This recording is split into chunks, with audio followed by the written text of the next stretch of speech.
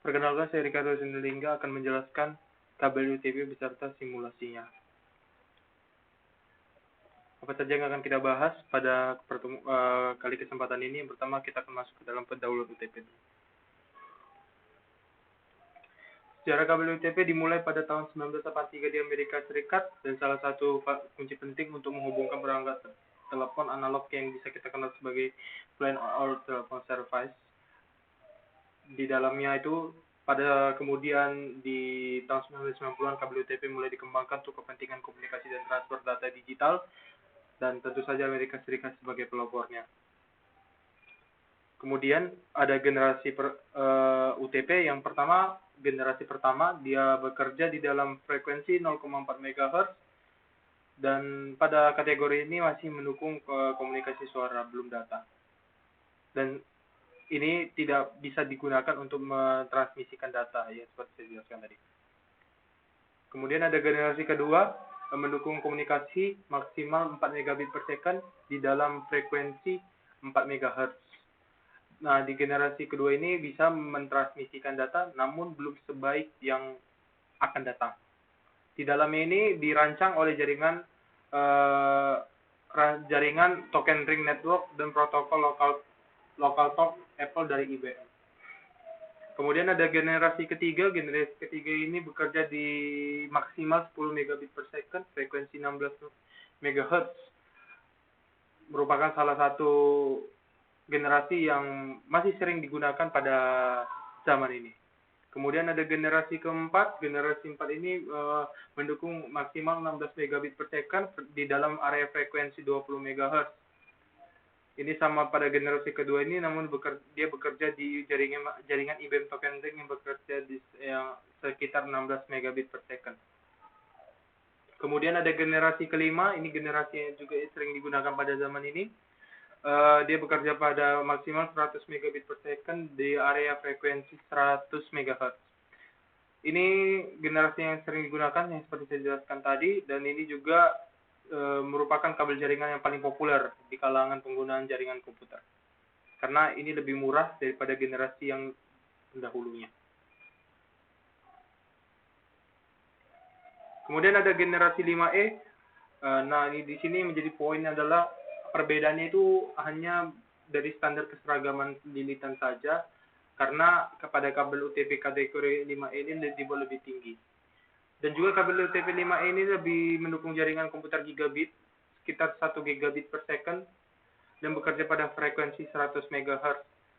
Berbeda dengan generasi yang sebelumnya itu hanya mencakup sekitar 100 megabit per second saja. Kemudian ada generasi 6. Dia bekerja sekitar maksimal 1 gigabit per second, frekuensi 250 MHz. Ini generasi yang menyalurkan data dengan bandwidth tertinggi di kelasnya, tentu saja.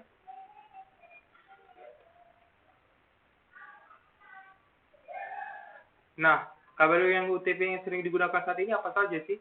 Yang pertama ada kabel UTP kategori ketiga, ada kabel kategori kelima, dan kabel kategori 5E. Dan ini sering digunakan oleh para user di belahan dunia mana.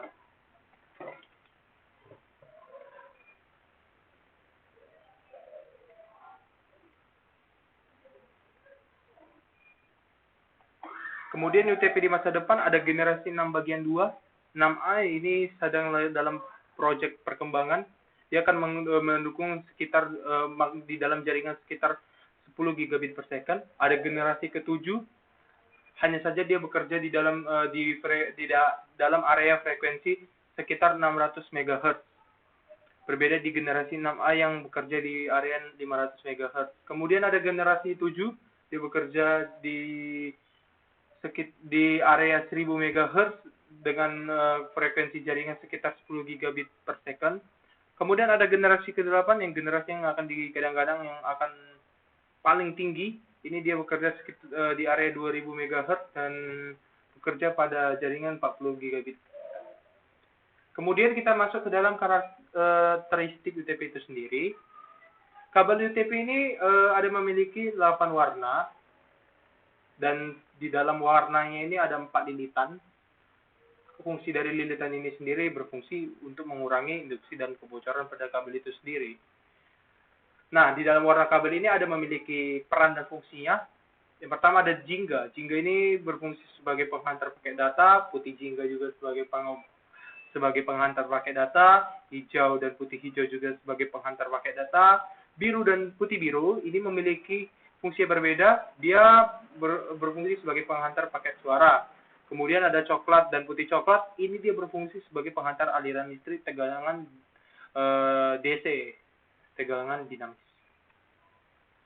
Kemudian bagian UTP, ada 3 kategori bagian kabel UTP ini yang bisa kita kenal.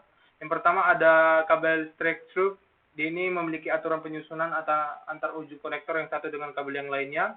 Dan tipe kabel stroke ini digunakan untuk menghubungkan 2 perangkat yang berbeda. Contohnya ada switch hub, komputer switch, komputer ke hub.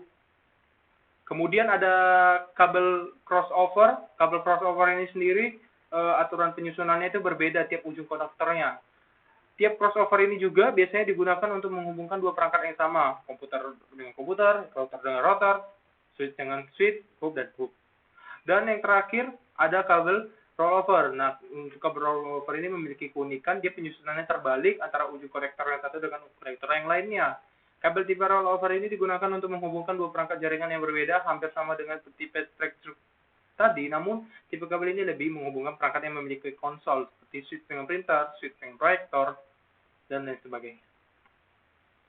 Selanjutnya kita akan masuk di dalam pemasangan kabel UTP. Nah, untuk itu pertama-tama kita membutuhkan kabel UTP, ada crimping tool, ada RJ45, ada RJ45 tester. Mungkin itu saja sebelum kita akan masuk ke dalam simulasi pemasangan kabel UTP itu sendiri.